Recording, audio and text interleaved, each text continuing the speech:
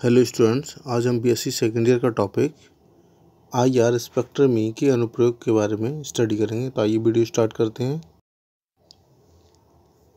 तो देखिए, आईआर स्पेक्ट्रमी के अनुप्रयोग, एप्लीकेशन ऑफ आईआर स्पेक्ट्रोस्कोपी। तो देखिए, इसकी दो विधियां दे रखी हैं कि अभिक्रिया की बलगति का अध्ययन, study of reaction kinetics. Number दूसरा है किसी यौगिक के शुद्धिकरण का नियंत्रण। यौगिक के शुद्धिकरण के दौरान समय समय पर प्रतिदर्श निकालकर या सैंपल निकालकर अवशोषणांक ज्ञात करते रहते हैं। शुद्धिकरण की प्रक्रिया तब तक जारी रखते हैं जब तक कि यह मान स्थिर नहीं हो जाता। नंबर थर्ड, किसी यौगिक की पहचान करना तथा उसकी संरचना की व्याख्या करने में हम जानते हैं कि बहुपरमाणविक अणु में विद्यमान विभिन्न क्रियात्मक समूह अपनी अपनी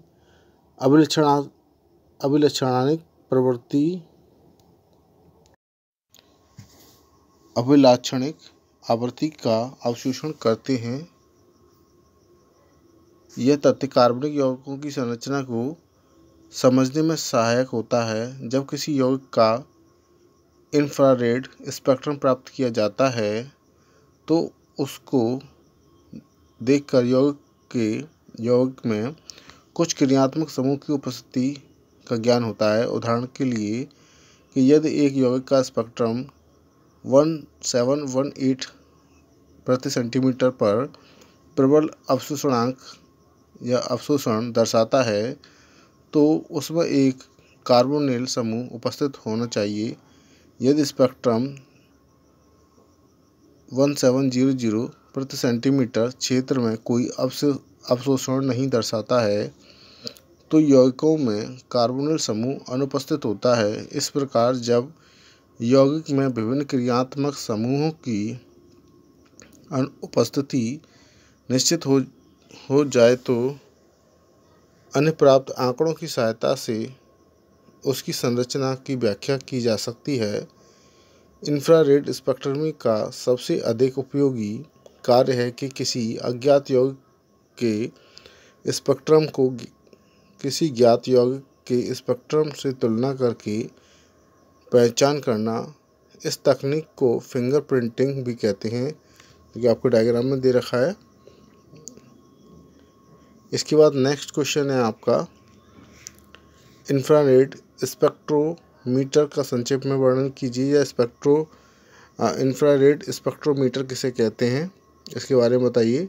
तो देखिए कि आईआर क्षेत्र में अध्ययन के लिए दोहरे पुंज के स्पेक्ट्रोमीटर प्रयुक्त किए जाते हैं, जिनमें स्पेक्ट्रम उत्पन्न करने के साथ साथ स्पेक्ट्रम को अंकित करने की भी युक्ति होती है।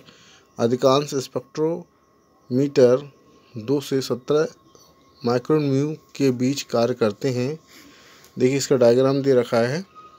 डायग्राम को आप बारीकी से देख लीजिए कि यहाँ आपके तप्त तंतु दे रखा है, संदर्भ किरण पुंज दे रखा है, प्रतिदर्श किरण पुंज दे रखा है, और डायग्राम आप इसको बना लें।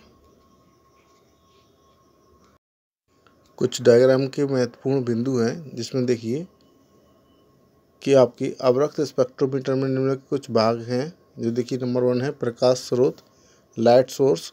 आईआर क्षेत्र में कार्य करने के लिए प्रकाश का जो स्रोत बहुधा प्रयुक्त होता है या उपयोग किया जाता है, उसे आपके नर्स्ट ग्लोवर कहलाता है। नंबर 2 है आपका सेल तथा प्रिज्म।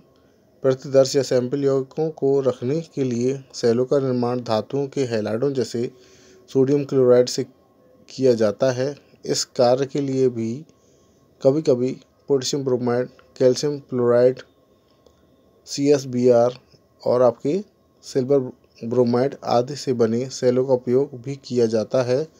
कांच से बने सेल प्रयोग में नहीं लाए जाते क्योंकि ये आईआर विकिरणों के लिए अपारदर्शी होते हैं। नंबर 3 है आपका विलायक सॉल्वेंट। IR अध्ययन के लिए मुख्यतः कार्बन टेट्राक्लोराइड, कार्बन डाइसल्फाइड तथा क्लोरोफॉर्म विलायक के रूप में प्रयुक्त किए जाते हैं। नंबर 4, तकनीक, आपका टेक्निक, ठोस पदार्थों के IR स्पेक्ट्रम के लिए कुछ मिलीग्राम पदार्थ को नूजॉल या आपके हेक्साक्लोरो ब्यूटाडाइन के एक बूंद के साथ पीस लिया जाता है तथा इस प्रकार जो लेई बनती है उसे 2 प्लेटों के मध्य दबा दिया जाता है।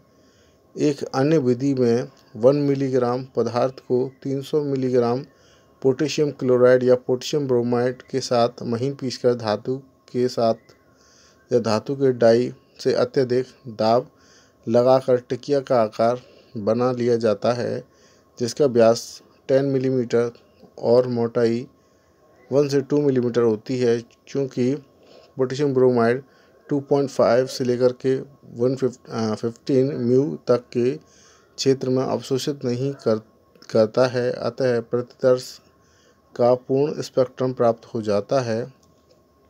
एक अन्य विधि में 2 प्लेटों के बीच ठोस पदार्थ को पिघलाया जाता है और जब उसे ठंडा किया जाता है तो एक पतला क्रिस्टलीय पत्थर बन जाता है। उसमें उचित तरंग दैर्ध्य का प्रकाश प्रवाहित किया जाता है। इसमें ये है, नेक्स्ट टॉपिक है IR का मापन किस प्रकार किया जाता है। तो देखिए कि इंफ्रारेड क्षेत्र में अध्ययन के लिए दोहरे किरण पुंज स्पेक्ट्रोमीटर प्रयुक्त किए जाते हैं, जिसमें स्पेक्ट्रम उत्पन्न करने के साथ साथ स्पेक्ट्रम को आलेखित करने की भी सुविधा होती है। अधिकांश इंफ्रारेड स्पेक्ट्रोमीटर 2 से 17 म्यू मीटर के बीच कार्य करते हैं। इसका व्यास लगभग, यह आरेख आपका 2.6 में दर्शाया गया था पहले ही। अब देखिए इंफ्रारेड विकिरण प्राप्त करने के लिए ननस्ट ग्लोवर अथवा ग्लोवर की शलाकाओं को विद्युत धारा द्वारा गर्म किया जाता है। इंफ्रारेड से प्राप्त होने वाले विकिरण के 2 बराबर किरण पुंजों में विभाजित किया जाता है, जिसमें से एक भाग प्रतिदर्श में प्रविष्ट कराया जाता है और दूसरा संदर्भ में किरण पुंज की भांति कार्य करता है। ये किरण पुंज प्रिज्म में से होते हुए सूचक में प्रवेश करते हैं। जो सूचक संदर्भ सेल और प्रतिदर्श सेल आने वाले प्रकाश की तीव्रता में अंतर की जांच करता है। प्रतिदर्श द्वारा अवशोषित विकिरण की मात्रा अभिलेखित्र के द्वारा आरेख के रूप में रिकॉर्ड कर ली जाती है। प्राप्त हुआ आलेख ही इंफ्रारेड स्पेक्ट्रम है। स्पेक्ट्रोफोटोमीटर का अभिलेखित्र इस प्रकार डिजाइन किया जाता है कि जब विकिरण का अवशोषण होता है तब पेन नीचे की ओर चलता है। इस प्रकार इंफ्रारेड स्पेक्ट्रम में अवशोषण को अधोमुखी विपक्षों या औंधे शिखरों के रूप में प्रयुक्त किया जाता है। प्रत्येक अधोमुखी शिखर बैंड कहलाता है, जो कि उस विशेष आवृत्ति पर अवशोषण को प्रकट करता है।